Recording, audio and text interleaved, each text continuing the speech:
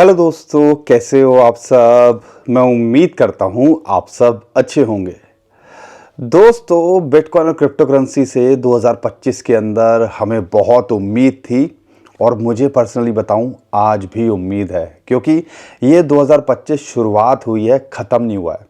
और हमने अक्सर क्रिप्टो करेंसी के अंदर ये देखा है कि जब हम जो सोचते हैं या जो भीड़ आम आदमी जो जो सोचता है, अगर क्रिप्टो करेंसी मार्केट ऐसे रिएक्ट करने लगे तो हर कोई पैसा ही ना बना लेगा यहाँ पर।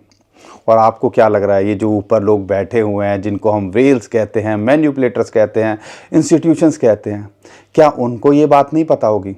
जो हज़ारों करोड़ों रुपए लेके बैठे हुए हैं, क्या वो आम आदमी को इतना आसानी से पैसा कमाने देंगे? क्योंकि अगर आप हिस्ट्री को देखते हो, इतिहास गवाह रहा है कि जब भी यहाँ पर पैसा बनाया है तो ज़्यादातर बड़े लोगों ने बनाया है, या जिन लोगों ने सिर्फ यहाँ पे बैठ के टिक के सब्र दिखाने की कोशिश की है, उन्होंने बनाया है। लेकिन आजकल जो हमें दिखता है, और यूएसए के अंदर क्रिप्टो करेंसी को लेके, बिटकॉइन को लेके जितनी हाइप हो रखी है और जो उधेड़-बुन हमें देखने को मिल रही है, उससे तो लगता है कि बोलते कुछ और हैं। क्या वो सच है, क्या है वो झूठ है? क्योंकि डोनाल्ड ट्रंप आते हैं, उन्होंने बिटकॉइन का रिजर्व भी बना दिया। उसके हिसाब से तो यहाँ पे बिटकॉइन $1 लाख के पार जाना चाहिए था उस अनाउंसमेंट के बाद। लेकिन बिटकॉइन तो वहीं घूम रहा है, $82,000-85,000 यहाँ पे हो रहा है। तो हो क्या रहा है? यहाँ पे क्रिप्टो समिट की हाइप हुई थी, क्योंकि दुनिया के सबसे पावरफुल ऑफिस के अंदर क्रिप्टो का समिट हुआ, बड़े बड़े लोग वहाँ पे आए, माइकल सेलर तक वहाँ थे।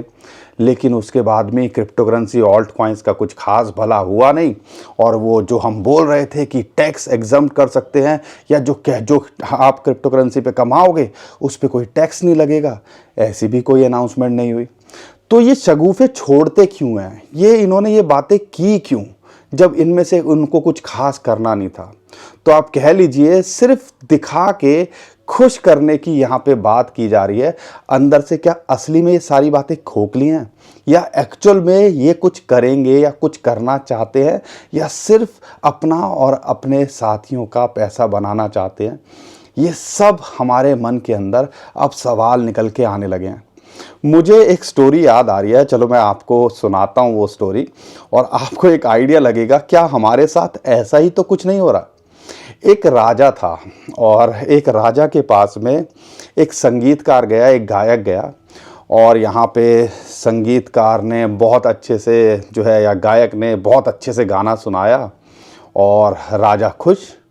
उसने कहा बहुत बढ़िया, मैं तुझको हीरे जवाहरात देता हूँ। और अच्छे से गाना गाया, कहता है मैं तेरे को हज़ारों गज ज़मीन देता हूँ। और गाना गाया, मैं तेरे को एक महल देता हूँ, राजा ने बोला।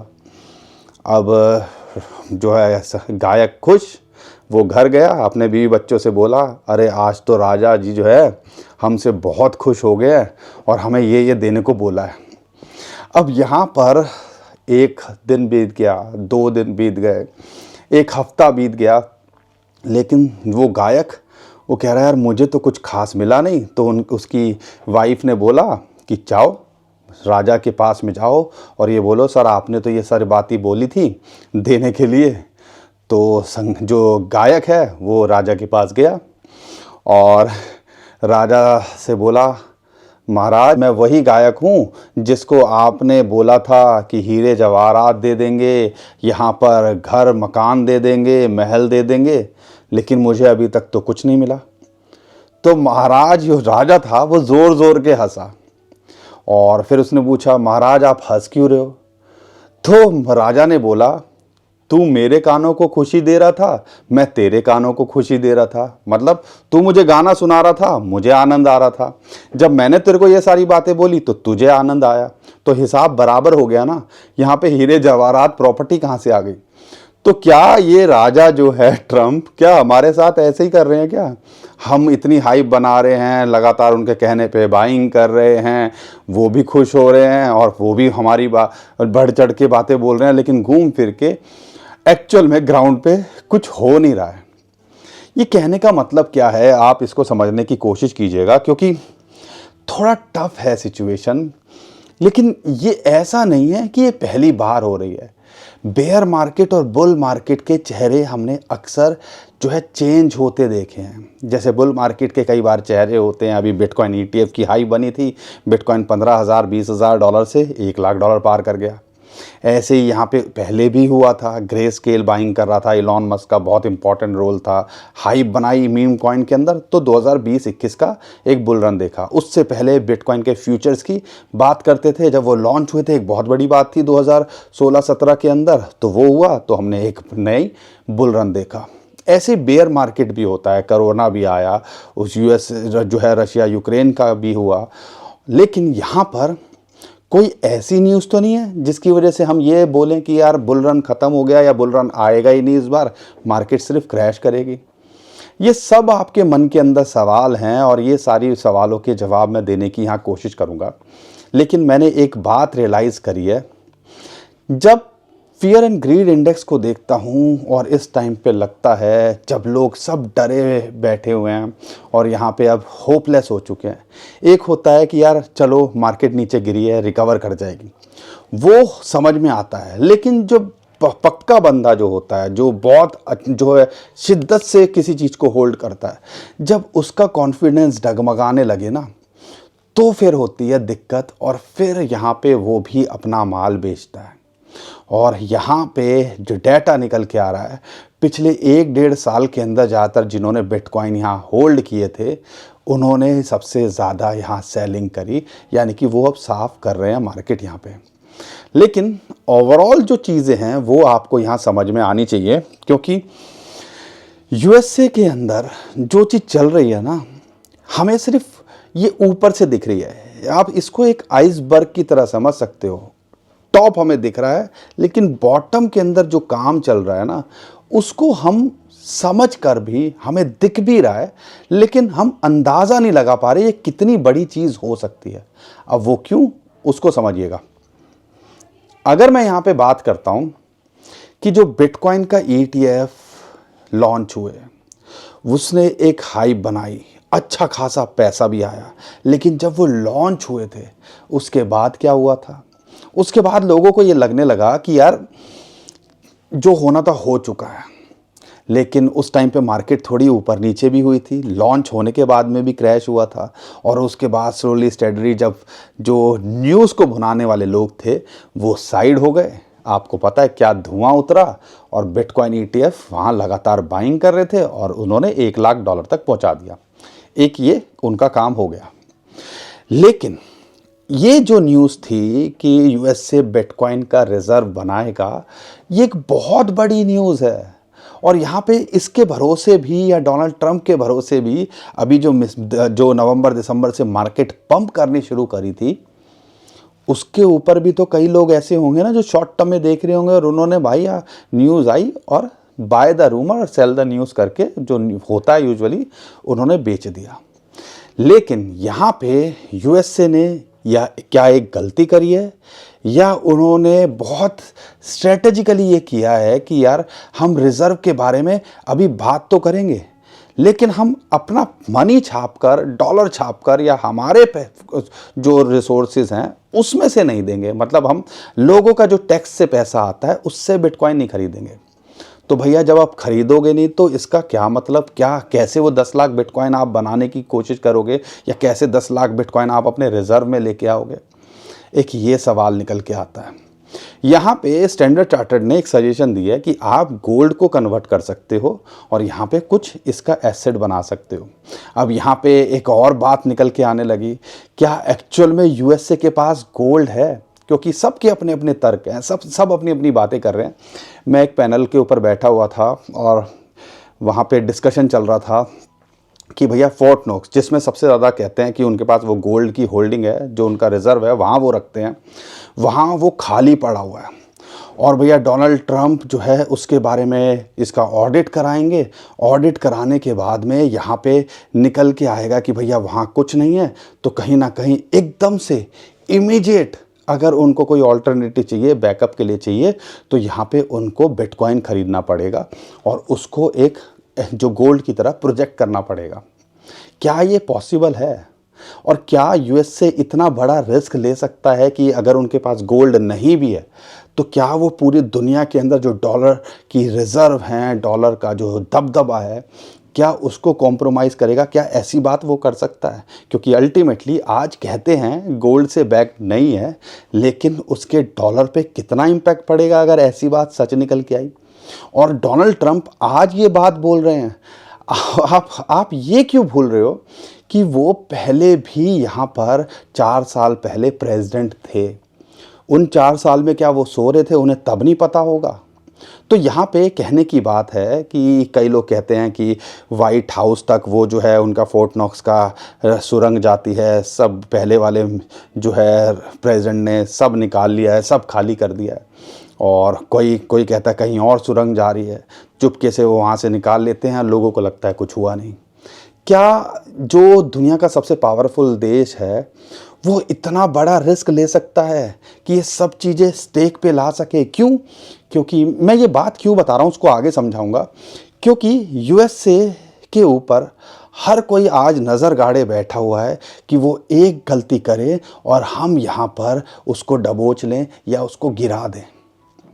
अब ये चीज़ यूएसए को भी पता है कि कहीं ना कहीं हमारे ऊपर लोग घात लगा के बैठे हुए हैं कि उनको एक मौका मिले और हमें यहाँ धराशायी कर दें। तो भैया मुद्दे की बात क्या है कि उनको एक ऑल्टरनेटिव चाहिए ही चाहिए, लेकिन वो इस चीज़ को कह के कि भैया हमारे पास गोल्ड नहीं है, ऐसा कुछ वो कर नहीं सकते।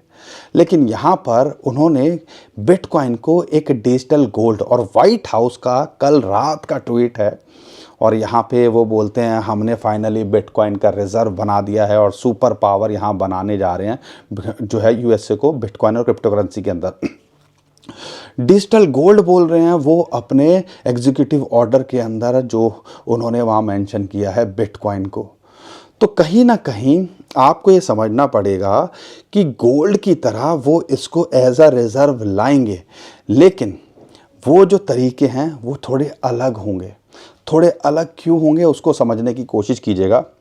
क्योंकि भैया टैक्स का पैसा एकदम से बिटकॉइन के अंदर ले आएंगे और मैन्युपुलेटर्स यहाँ बैठे हुए हैं, चाइना के पास में भी है, यूके के पास में भी है, 2-2 ढाई लाख बिटकॉइन वो भी लेके बैठे हुए हैं। तो यहाँ पर अगर वो उनको अपना पैसा लगाएंगे तो उनके हाथ में थोड़ी सी तो पावर होगी कि इसको डंप कर दें। और क्या यूएसए इस चीज़ को यहाँ पे होने दे सकता है? तो शायद इसीलिए उन्होंने डायरेक्टली या एग्रेसिवली बाइंग करने के लिए इस चीज़ को अवॉइड किया। लेकिन ये चीज़ भी अभी निकल के आ रही है जो सीएनबीसी के हवाले से, या सीएनबीसी ये बोलता है कि अगले जो होंगे बिटकॉइन रिज़र्व बनाने वाली कंट्री चाइना और मिडल ईस्ट में से कोई कंट्री हो सकती है। तो कहीं ना कहीं जो यूएसए करता है, सबकी आंखें यहाँ खुली हुई हैं, सारी दुनिया देख रही है कि ये, और अभी कंफ्यूजन के अंदर है कि ये बिटकॉइन को लेके, क्रिप्टो करेंसी को लेके ऐसा क्यों कर रहे हैं। और ये कन्फ्यूज़न कहीं ना कहीं बढ़ती जा रही है और बढ़ाई जा रही है यूएसए के थ्रू। और वो ऐसी ऐसी चीज़ें करके, पहले क्रिप्टो रिज़र्व बोला, पहले बिटकॉइन रिज़र्व बोला, अब लोगों के अंदर ये कन्फ्यूज़न हो गई है कि यार इन्होंने बोल दिया है लेकिन गवर्नमेंट बाय नहीं करेगी तो ये बिटकॉइन कहाँ से बटोरेंगे। और शायद इसलिए भी किया हो, आप ये चीज़ को थोड़ा बारीकली समझिएगा कि इसलिए भी किया हो कि यहाँ पर अगर वो अनाउंस कर देते तो भैया गवर्नमेंट को तो महंगे में ख़रीदना पड़ता ना। आज वो अनाउंस कर देते कि हम 2 लाख बिटकॉइन हर साल खरीदेंगे, तो आपको क्या लग रहा है बिटकॉइन का प्राइस यहीं 80-85 हज़ार डॉलर पे होता, 1 लाख डॉलर फाड़ के अलग ही लेवल पे पहुंच चुका होता पिछले 1 हफ्ते के अंदर। तो ये भी बेवकूफ़ नहीं है, ये भी समझते हैं सारी चीज़ों को, और यहाँ पे ये चीज़ें कहीं ना कहीं गुपचुप तरीके से कर रहे होंगे। और यहाँ पे जब हमें पता चलेगा, और ये मत भूलिएगा यूएसए कैपिटलिस्ट कंट्री है, यहाँ पर वो पैसे बनाना चाहते हैं, वो लोगों के इमोशन आप, और दूसरी कंट्री अमेरिका फर्स्ट की पॉलिसी तो वो लाते ही हैं, बोलते ही हैं। तो उसको क्या फ़र्क पड़ रहा है कि कोई जितेंद्र सुरेंद्र रविंदर कहीं बैठा हुआ है, कहीं पे किसी दुनिया के कोने में बैठा हुआ है, और भैया वो यूएसए कुछ करेगा, उससे उसको कोई फ़र्क नहीं पड़ रहा। उसको ये पता है कि भैया मेरे देश के लोगों का किस हिसाब से फ़ायदा होगा। और कहीं ना कहीं ऐसे कंफ्यूज करके बड़े लोगों के साथ में एक अच्छी गेम यहाँ बनाई जा रही है। ये थोड़ी सी स्टोरी है जो मुझे अभी लगा कि ये चल रहा है, ये मेरा पर्सनल ओपिनियन है और कहीं ना कहीं लगता है कुछ तो हो रहा है जो हमारे से यहाँ पे अभी हमें दिख नहीं रहा है। लेकिन अगर आप देखते हो 10 बिलियन डॉलर यूएसडीसी जो है मिंट हुए हैं पिछले 3 महीनों के अंदर, मार्केट क्रैश कर रही थी। अब ये 10 जो बिलियन अगर यूएसडीसी की बात करता हूँ तो 80-90 हज़ार करोड़ रुपए होता है। 1 लाख करोड़ रुपए अगर यहाँ पे सिर्फ यूएसडीसी मिंट हुए हैं, किस लिए हुए होंगे? इसलिए हुए होंगे कि भैया मार्केट को गिराया जाए। यूजुअली हमने ये देखा है जब भी ऐसी मिंटिंग होती है टेम्परेरी मार्केट गिराई जाती है, डिप में ऑल्ट कॉइन्स को भी लाया जाता है और फिर बाद में उनको ख़रीदा जाता है। लेकिन यहाँ पे क्रिप्टो रिज़र्व की बात करी थी। अब कई लोग बोलेंगे सोलाना का क्या हुआ, एक्सआरपी का क्या हुआ, इथेरियम का क्या हुआ, एडी का क्या हुआ। अब उनके जो कज़ार हैं डेविड, वो बोलते हैं कि भैया टॉप 5 क्रिप्टो करेंसी थी तो उनके हिसाब से उन्होंने नाम ले दिया। आपको क्या लग रहा है, क्या इतनी बचकानी बात या स्टेटमेंट ऐसे दी जा सकती है बिना प्लान के? तो यहाँ पे शॉर्ट टर्म में इसको पंप कराने के लिए भी हो सकता है कि इन्होंने यहाँ बाइंग करी हो और यहाँ पे ये खेल किया हो। तो समझ लीजिए इस टाइम पे ये जो है बिजनेस वाली सरकार है और हमें इसी नज़रिए से इसको देखना चाहिए और सिर्फ ये देखना है कि ये लॉन्ग टर्म में क्या कर रहे हैं। शॉर्ट टर्म में इनकी बातों पे अब थोड़ा सा हमें सोचना चाहिए 10 बार, ये जो कर रहे हैं उसके ऊपर हम रिएक्ट करें ना करें, लेकिन जो लॉन्ग टर्म में है उसको ज़रूर फॉलो कीजिएगा। और यहाँ पे बिटकॉइन के ETF वाले क्या करते हैं अगले हफ्ते 10 दिन के अंदर, क्योंकि अभी भी देखते हो फ्राइडे को भी उन्होंने सेलिंग करी थी। अगले हफ्ते 10 दिन के अंदर क्या वो इनफ्लो पॉजिटिव रहता है, क्या वो इनफ्लो नेगेटिव रहता है, उससे एक और आइडिया लगेगा कि यहाँ पे क्या मार्केट के अंदर जो हमें दिखाया जा रहा है या एक्चुअल में ये बड़े लोग अब एग्जिट करना शुरू कर गए हैं, उससे एक आइडिया लग सकता है। लेकिन ऑल्ट सीज़न की बात करते हैं तो यहाँ पर बिटकॉइन के पहले जो मैं बात कर लेता हूँ, मुझे लगता है आपको थोड़ी बात क्लियर हुई होगी कि बहुत कुछ अंदर खाने हैं, ये बहुत गंदा खेल चल रहा है और हमें ये समझना चाहिए कि दूसरी कंट्रीज़ देर सवेर में इसको फॉलो करते दिखेंगी और हमने वही चीज़ सोचनी है शांति से। यार जहाँ इतना झेल लिया है, जहाँ इतना आप टॉर्चर हो चुके हो, तो कहीं ना कहीं यार 2025 तो आपको टिकने की कोशिश करनी चाहिए, खासकर अगर आप ऑल्ट कॉइन्स के अंदर हो, क्योंकि इससे बुरे अगर आप 10-20% यहाँ गुंजाइश रखते हो गिराने की या और अपने लुटने पिटने की, तो शांति से बैठना है। क्योंकि 2021 हो, 2022 हो, 2023 हो, 2024 हो, हिस्ट्री को उठा के देखिएगा, ऑल्ट कॉइन्स जब इतने बुरे हालात में गिरते हैं वहाँ से बाउंस करते हैं। और बेयर मार्केट के अंदर भी ऐसे मौके आते हैं कि यहाँ पर हमें 2 पैसे कमाने का मौका मिल जाए। शांति से सिर्फ 2025 गुजारने की कोशिश करो और यहाँ देखो भैया ऊँट किस करवट बैठता है। उम्मीद करता हूँ आपको बातें समझ में आ रही होंगी। समझ में आ रही हैं तो अपने भाई को सपोर्ट कीजिए, वीडियो को लाइक करिए, चैनल को सब्सक्राइब करिए। टफ टाइम है, साथ मिल के बिताते हैं। लेकिन बिटकॉइन का अगर मैं शॉर्ट टर्म में यहाँ देखता हूँ तो क्या लगता है, बिटकॉइन की अगर मैं बात करता हूं तो वही 82 से 85,000 डॉलर का एक सपोर्ट जोन, फिबोनाची की रेशियो है 21 डे मूविंग एवरेज की, वहां सपोर्ट मिल रही है। अच्छी बात है, वहां मेंटेन कर रहा है। लेकिन जो एक सपोर्ट बन के आ रहा था 90 से 95,000 डॉलर का जो जोन है, अब वो एक रेजिस्टेंस बन के आ रहा है। 2-3 बार वहाँ गया, वहाँ से रिजेक्ट हो रहा है। उम्मीद है जब वहाँ रीगेन कर लेगा ये पोजीशन और नया हफ्ता शुरू होगा तो हमें पता चल ही जाएगा ऊँट किस करवट बैठता है। और एक और आपको हिंट देता हूँ, अगर शाम तक आते आते मार्केट थोड़ी ग्रीन रहे तो आप उम्मीद कीजिएगा शायद अगला हफ्ता शुरू अच्छा ही होना चाहिए, खासकर मंडे को लेके। इथेरियम एक अच्छा इंडिकेशन दे रहा है और हम चाहते हैं कि बिटकॉइन यहाँ स्टेबल रहे ताकि इथेरियम और दूसरे कॉइन्स को कुछ अपॉर्चुनिटी मिले। लेकिन अगर यहाँ पे बिटकॉइन की पहले मैं बात कर लेता हूँ तो यहाँ पे एक सपोर्ट मिल रही है और मैक्सिमम पेन प्राइस मुझे 73 से लेके 75,000 डॉलर्स की सपोर्ट लगती है। और अगर यहाँ से बाउंस बैक करता है तो 90,000, फिर 98 से लेके 1,02,000 डॉलर का एक रेजिस्टेंस जोन है जहाँ पे उसने अच्छा खासा टाइम बिताया और वहाँ उसने काफ़ी रेजिस्टेंस फेस किया। तो बिटकॉइन के अंदर देख रहे हो शॉर्ट टर्म में हिसाब से देख सकते हो, नहीं तो भैया अगले 4 साल में स्टैंडर्ड चार्टर्ड तो ये भी बोलता है कि $5 लाख तक जा सकता है जब ट्रम्प छोड़ के जाएंगे। और जिस हिसाब से ये मार्केट चल रही है या जो चीज़ें चल रही है ना, यहाँ पे ऑल्टरनेटिव देखे जा रहे हैं कि यूएसए कैसे जो है बिना कॉम्प्रोमाइज़ किए यहाँ पर कुछ जो है आपका बिटकॉइन की बाइंग कर सकता है या होल्ड कर सकता है। उसके लगातार सजेशन आ रहे हैं और मुझे लगता है कहीं ना कहीं वो चीज़ें होते देखने को मिलेंगी।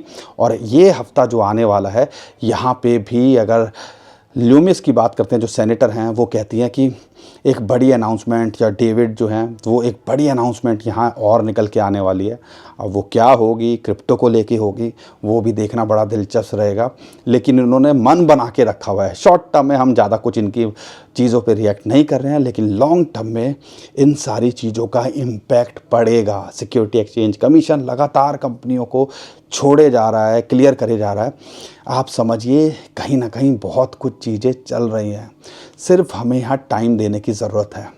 और यहाँ बात समझ में आ रही होगी आपको। और बिटकॉइन का शॉर्ट टर्म में बताने के बाद अच्छी बात क्या, अगर मैं बिटकॉइन यहाँ पे भी टिकता है तो अच्छी बात क्या लग रही है, इथेरियम में थोड़ी मोमेंटम आते देखने को मिल रही है। और इथेरियम ओवरसोल्ड, अगर आरएसआई देखते हो उसके अंदर भी, अगर स्टोकास्टिक आरएसआई देखते हो उसके अंदर, तो जब भी इस लेवल पे आया है ये क्रॉसओवर देखने को मिला है।